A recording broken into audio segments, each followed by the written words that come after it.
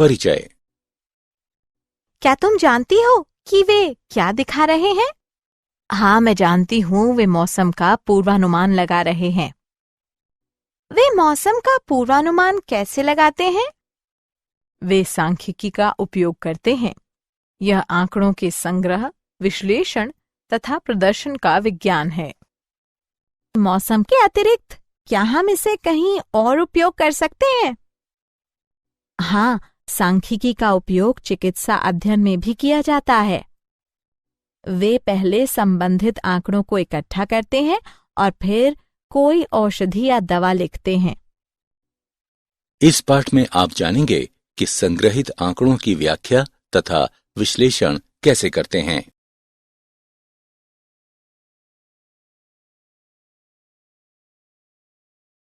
उद्देश्य। इस पाठ के अंत में आप निम्न करने में सक्षम हो जाएंगे। दिए गए आंकड़ों के परिसर को ज्ञात करना, दिए गए आंकड़ों से विचलन को ज्ञात करना, दिए गए आंकड़ों से मानक या प्रमाप विचलन और विचरण को ज्ञात करना, बारंबारता बंटन का विश्लेषण करना।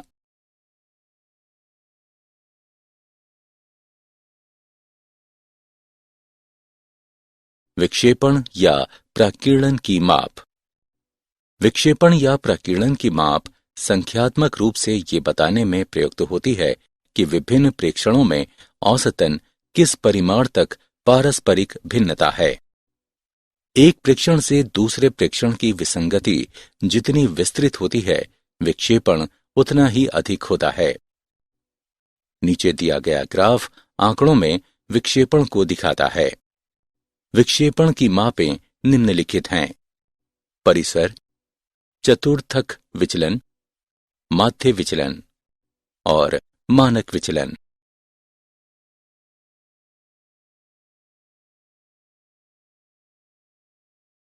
परिसर।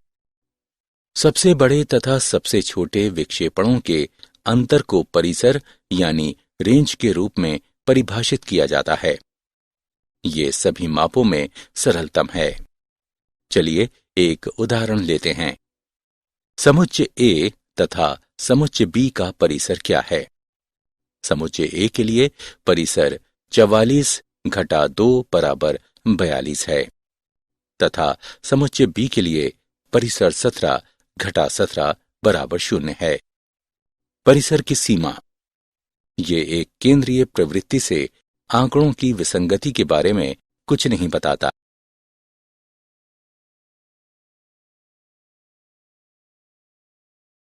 माध्य विचलन।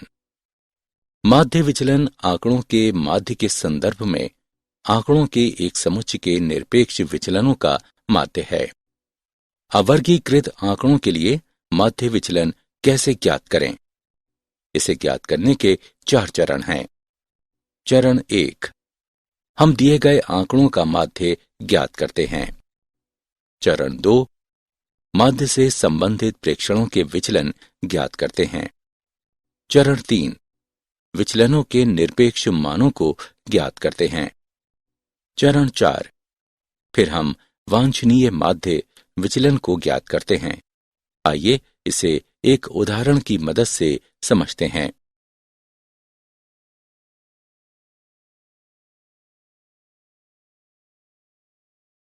उदाहरण। निम्नलिखित आंकड़ों के लिए माध्य के सापेक्ष माध्य विचलन निकालें।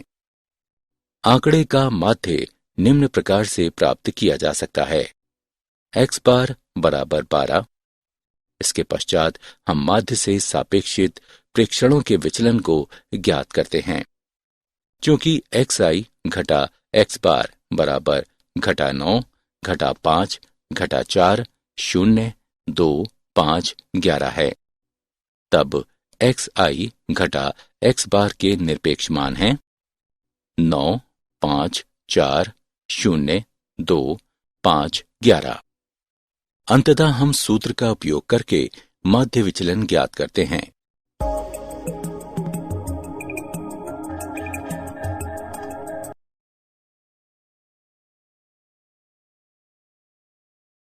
माध्य विचलन। वर्गीकृत आंकड़ों के लिए माध्य विचलन कैसे ज्ञात करें?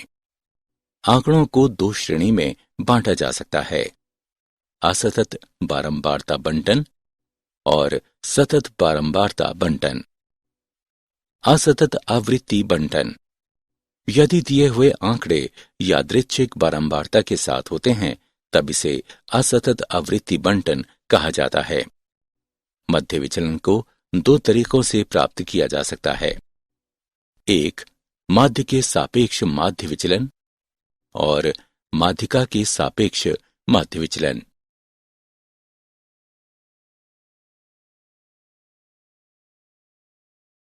माध्य विचलन, माध्य के सापेक्ष माध्य विचलन। सर्वप्रथम हम नीचे दिए अनुसार माध्य ज्ञात करते हैं।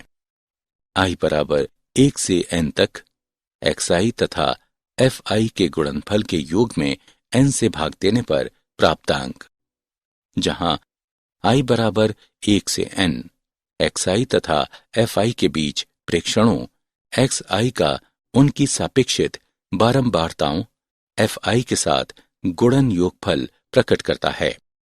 n बराबर i बराबर 1 से n तक बारंबारताओं का योगफल। तब हमें माध्य के सापेक्ष प्रेक्षणों xi का विचलन प्राप्त होता है तथा i बराबर 1, 2 से n के लिए उनके निरपेक्ष मान लेते हैं और इसके पश्चात हम निम्न के माध्यम से वांछनीय माध्य विचलन को ज्ञात करते हैं। i बराबर 1 से n बारंबारता और निरपेक्ष मान के गुणन योग में n से भाग देने पर प्राप्तांक।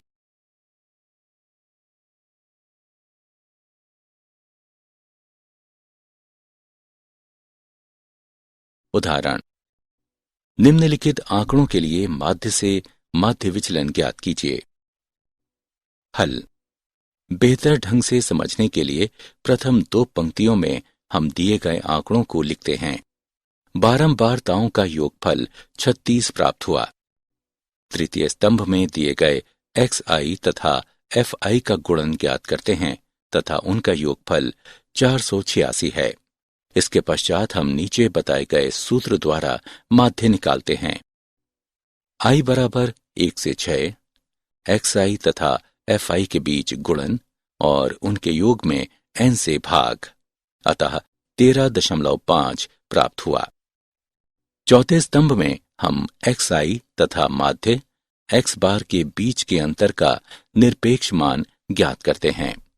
पांचवें स्तंभ में हम निरपेक्ष मानों तथा बारंबारताओं के बीच का गुणन ज्ञात करते हैं तथा उनका योगफल 180 है और अंततः निम्न के द्वारा माध्य ज्ञात करते हैं। i बराबर 1 से 6 बारंबारता और निरपेक्ष मान के गुणन के योग में n से भाग देने पर 4.5 प्राप्त होता है।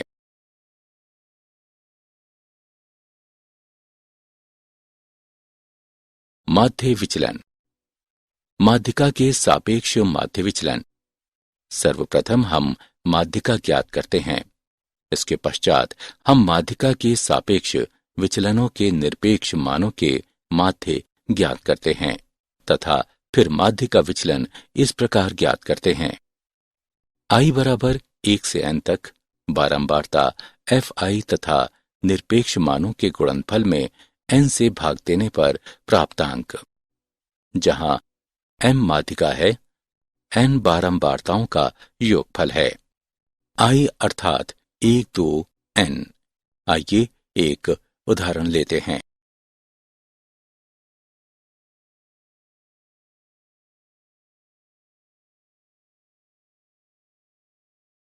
उदाहरण: निम्नलिखित बारंबारता बंटन की माध्यिका से माध्य विचलन ज्ञात कीजिए। हल: बेहतर ढंग से समझने के लिए पहली दो पंक्तियों में हम दिए गए आंकड़ों को लिखते हैं। बारंबारता fi का योगफल 60 ज्ञात हुआ। फिर हम दिए गए विचलन के लिए माध्यिका ज्ञात करते हैं जो 13 वर्ष प्राप्त हुआ। तीसरे स्तंभ में वर्तमान बारंबारता में पूर्व बारंबारता को जोड़कर हम संचयी बारंबारता ज्ञात करते हैं। चौथे स्तंभ में हम माध्यिका तथा xi के बीच के अंतर का निरपेक्ष मान ज्ञात करते हैं तथा इसे di के द्वारा दर्शाते हैं। पांचवें स्तंभ में हम बारंबारता तथा निरपेक्ष मानों के बीच का गुणन ज्ञात करते हैं तथा उनका योगफल 67 है। और अंततः निम्न के द्वारा हम माध्य विचलन ज्ञात करते हैं। बारंबारता तथा निरपेक्ष मानों के गुणनफल के योग में n से भाग देने पर 1.12 वर्ष प्राप्त होता है।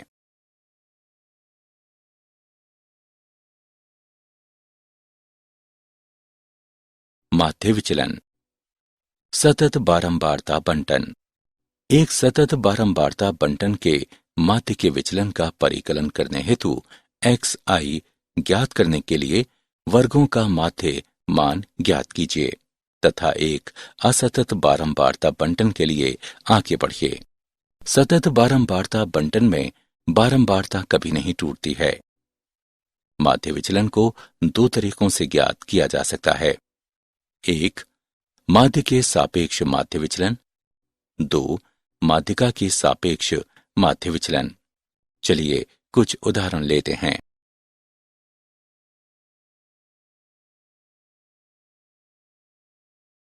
उदाहरण, निम्नलिखित आंकड़ों के लिए माध्य से माध्य विचलन ज्ञात कीजिए।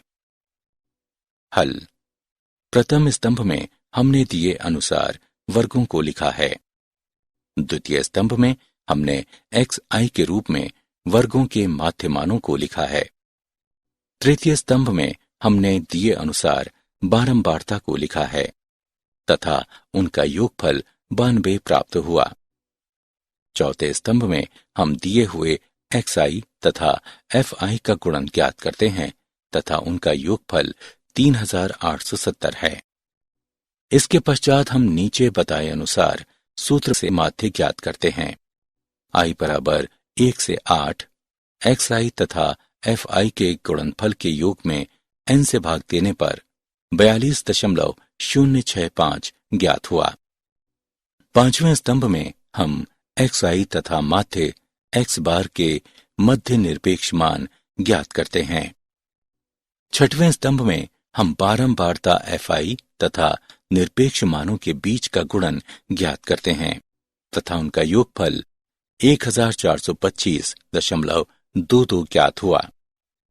और अंततः हम निम्नलिखित के द्वारा माध्य विचलन ज्ञात करते हैं। i बराबर 1 से 8 बारंबारता और निरपेक्ष मानों के बीच के गुणनफल के योग में n से भाग देने पर प्राप्तांक 15.49 है।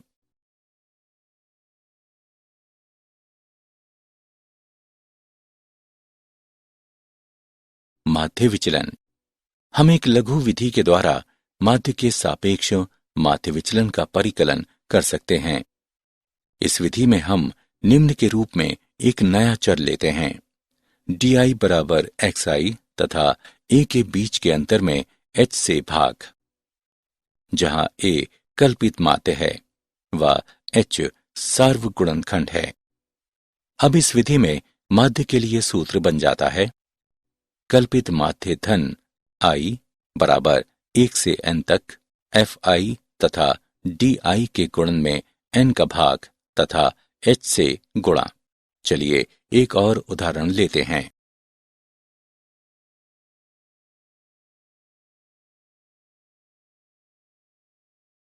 उदाहरण, लघु विधि का उपयोग करके निम्नलिखित आंकड़ों के लिए माध्यों से माध्य विचलन ज्ञात कीजिए।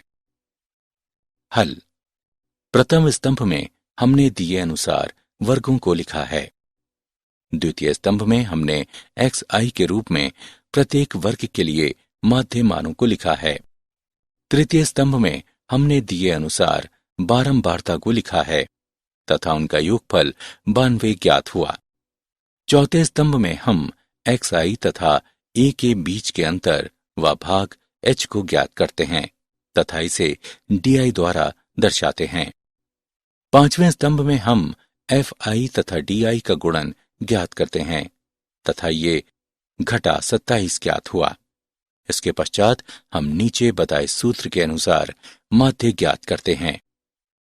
कल्पित माध्य धन i बराबर 1 से n तक fi तथा di के गुणनफल में n से भाग तथा h से गुणा करने पर प्राप्तांक 42.065 ज्ञात हुआ। छठवें स्तंभ पंक्ति में हम xi तथा माध्य यानी x बार के बीच के अंतर का निरपेक्ष मान ज्ञात करते हैं। सातवें स्तंभ में हम बारंबारता fi तथा निरपेक्ष मानों का गुणन ज्ञात करते हैं तथा उनका योगफल 1425.22 है तथा अंततः हम निम्न प्रकार से माध्य विचलन ज्ञात करते हैं। i बराबर 1 से 8 तक बारंबारता तथा निरपेक्ष मानों का गुणन भाग n का योगफल 15.49 है।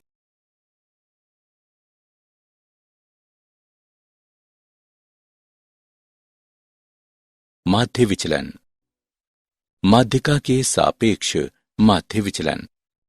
सर्वप्रथम हम नीचे दिए गए सूत्र के माध्यम से माध्यिका ज्ञात करते हैं। निम्न परिसीमा जमा n/2 तथा माध्यिका वर्ग से सटीक पहले वर्ग की संचयी बारंबारता के बीच का अंतर बटे f गुणे h, जहां माध्यिका वर्ग वह वर्ग अंतराल है जिसकी संचयी बारंबारता n/2 के बराबर या उससे अधिक है। n बारंबारताओं का योग है, l निम्न सीमा है, f बारंबारता है, h माध्यिका वर्ग की चौड़ाई है और c माध्यिका वर्ग से ठीक पहले वाले वर्ग की संचयी बारंबारता है।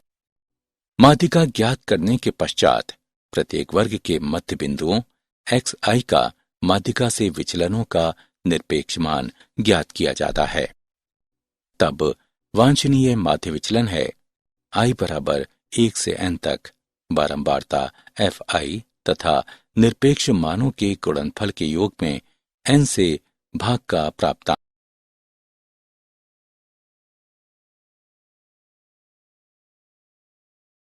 उदाहरण, निम्नलिखित आंकड़ों के लिए माध्यिका से माध्य विचलन का परिकलन कीजिए। हल।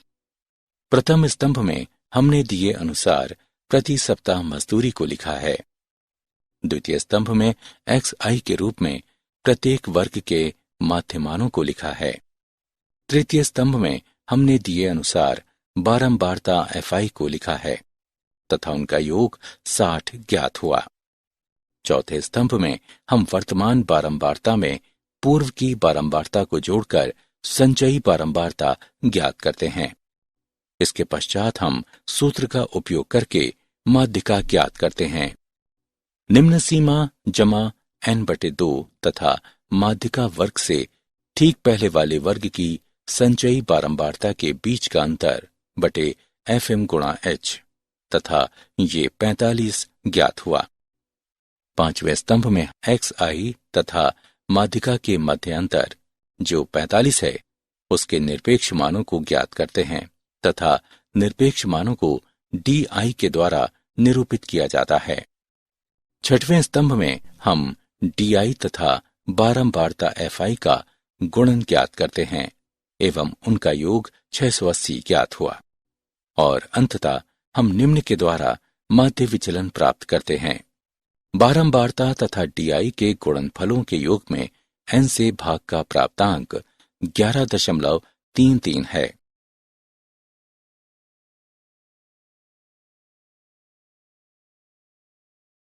माध्य विचलन। माध्य विचलन की भी अपनी परिसीमाएं हैं। इस विधि का सबसे बड़ा दोष यह है कि इसमें पदों का विचलन लेते समय बीजीय संकेतों की उपेक्षा की जाती है। ये विधि हमें अत्यंत सटीक परिणाम नहीं दे सकती क्योंकि माध्यिका एक असंतोषजनक माप है जब एक श्रृंखला में परिवर्तनशीलता की डिग्री बहुत अधिक होती है।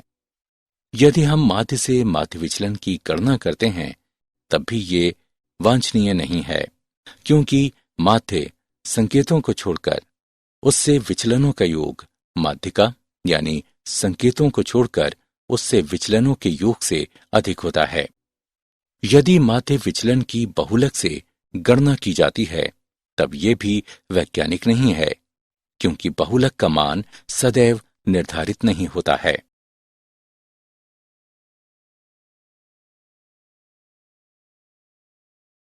प्रसरण तथा मानक विचलन। माध्य विचलनों की सीमाओं को दूर करने के लिए हमने प्रसरण तथा मानक विचलनों को प्रयुक्त किया है। प्रसरण माध्य से वर्गांतर का औसत है। मानक विचलन एक माप है जिसकी संख्याएं कितनी बिखरी हुई हैं। प्रसरण के लिए सूत्र निम्न हैं। जहां n प्रेक्षणों की संख्या है तथा मानक विचलन के लिए सूत्र प्रसरण का वर्गमूल है। एक असतत बारंबारता बंटन का मानक विचलन निम्न है, जहां n बारंबारताओं का योगफल है। एक सतत बारंबारता बंटन का मानक विचलन निम्न है। xi प्रत्येक वर्ग के माध्य बिंदु के रूप में ज्ञात होता है। मानक विचलन के लिए एक और निम्न सूत्र है। प्रसरण तथा मानक विचलन को ज्ञात करने की एक लघु विधि निम्न है, जहां yi बराबर है xi तथा कल्पित मान a के मध्य अंतर बटे h के। a कल्पित मान है, h सार्वगुणनखंड है। आइए कुछ उदाहरणों को देखते हैं।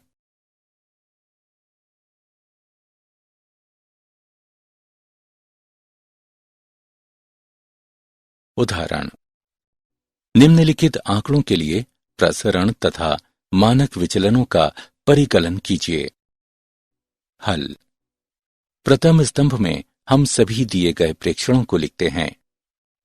इसके पश्चात हम इसे जोड़कर प्रेक्षण का माध्य ज्ञात करते हैं तथा फिर प्रेक्षणों की संख्या से विभाजित करते हैं, जो कि इस स्थिति में 9 है। द्वितीय स्तंभ में हम माध्य x बार से प्रेक्षणों का अंतर ज्ञात करते हैं। तृतीय स्तंभ में हम माध्य से प्रेक्षणों के मध्य के अंतरों के वर्गों को ज्ञात करते हैं तथा उनका योग 960 ज्ञात हुआ तथा अंततः हम प्रसरण निम्न प्रकार से ज्ञात करते हैं। ये 106.67 ज्ञात हुआ। इसके पश्चात हम प्रसरण के वर्गमूल के रूप में मानक विचलन ज्ञात करते हैं तथा ये 10.32 ज्ञात हुआ।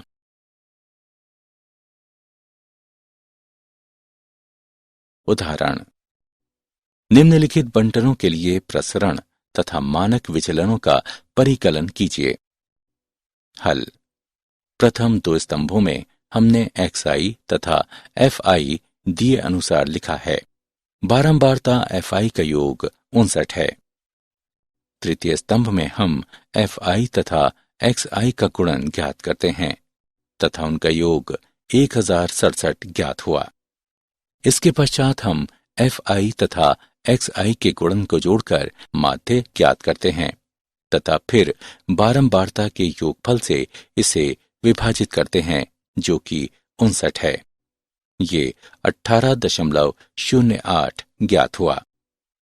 चतुर्थ स्तंभ में हम xi तथा माध्य x बार के मध्य अंतर ज्ञात करते हैं। पांचवें स्तंभ में हम xi तथा माध्य के मध्य यानी x बार अंतर का वर्ग निकालते हैं। छठवें स्तंभ में हम xi व माध्य यानी x बार के मध्य अंतरों का वर्ग तथा बारंबारता का गुणन ज्ञात करते हैं तथा उनका योगफल 2344.558 ज्ञात हुआ तथा फिर हम निम्न के द्वारा प्रसरण ज्ञात करते हैं। ये 39.73 ज्ञात हुआ। इसके पश्चात हम 39.73 का वर्गमूल करके मानक विचलन ज्ञात करते हैं तथा ये 6.30 ज्ञात हुआ।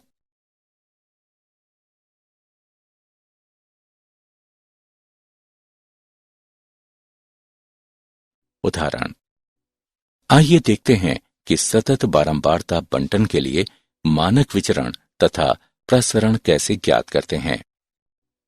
हल। प्रथम स्तंभ में हम दिए गए अनुसार वर्गों को लिखते हैं। द्वितीय स्तंभ में हम xi के रूप में वर्गों के प्रत्येक मान के लिए माध्य मान ज्ञात करते हैं। तृतीय स्तंभ में हम दी गई बारंबारताओं को लिखते हैं तथा उनका योग 50 ज्ञात हुआ। चौथे स्तंभ में हम fi तथा xi का गुणन ज्ञात करते हैं एवं उनका योग 1900 ज्ञात हुआ। इसके पश्चात हम fi व xi के गुणन तथा तब बारंबारता का योग जो कि 50 है उससे इसे विभाजित करके इसे जोड़कर माध्य ज्ञात करते हैं। ये 38 ज्ञात हुआ। पांचवें स्तंभ में हम xi व माध्य x बार के मध्य अंतर का वर्ग ज्ञात करते हैं। छठवें स्तंभ में हम बारंबारता fi तथा xi एवं माध्य x बार के मध्य अंतर के वर्गों का गुणन ज्ञात करते हैं तथा उनका योगफल 13,050 ज्ञात हुआ तथा तब हम निम्न के द्वारा प्रसरण ज्ञात करते हैं। ये 261 ज्ञात हुआ। इसके पश्चात हम 261 का वर्गमूल निकालकर मानक विचलन ज्ञात करते हैं तथा ये 16.155 ज्ञात हुआ।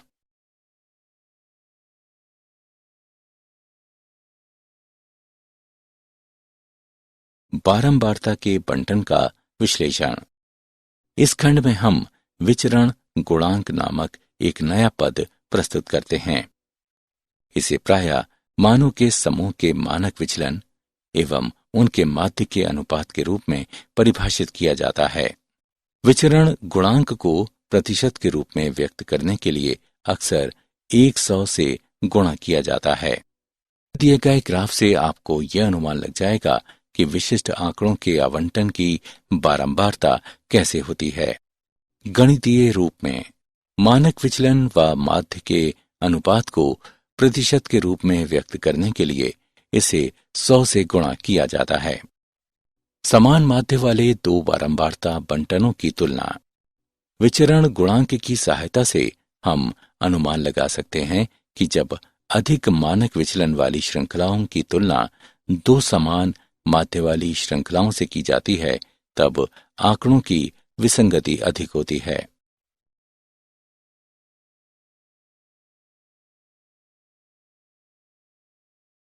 उदाहरण। मानक विचलन तथा दो बंटनों के माध्य क्रमशः 6.18, 17.2 तथा 14.18 और 62 दिए गए हैं। उनके विवरण गुणांक क्या हैं? हल। सर्वप्रथम हम माध्य तथा मानक विचलन के बीच का अनुपात ज्ञात करके बंटन 1 के लिए विचरण गुणांक ज्ञात करते हैं तथा ये 0.359 ज्ञात हुआ। प्रतिशत में ये 35.9% है तथा तब हम माध्य तथा मानक विचलन के बीच का अनुपात ज्ञात करके बंटन 2 के लिए विचरण गुणांक ज्ञात करते हैं तथा ये 0.228 ज्ञात हुआ। प्रतिशत में ये 22.8% है।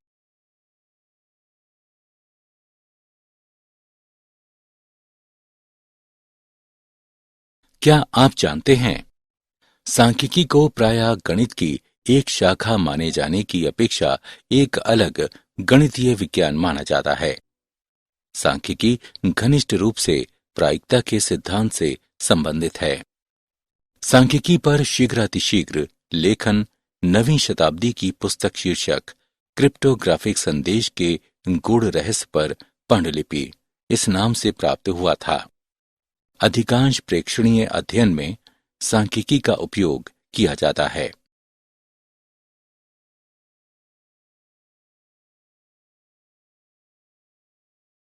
सारांश।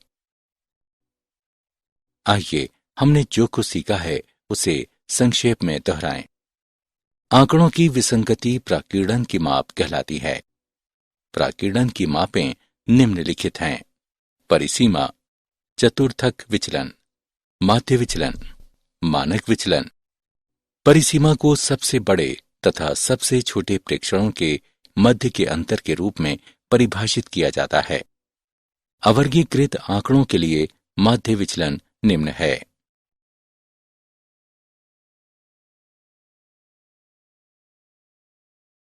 वर्गीकृत आंकड़ों के लिए माध्य विचलन निम्न है। प्रसरण। मानक विचलन प्रसरण का वर्गमूल है। विचरण गुणांक माध्य व मानक विचलन के अनुपात को प्रतिशत में व्यक्त करने के लिए 100 से गुणा किया जाता है।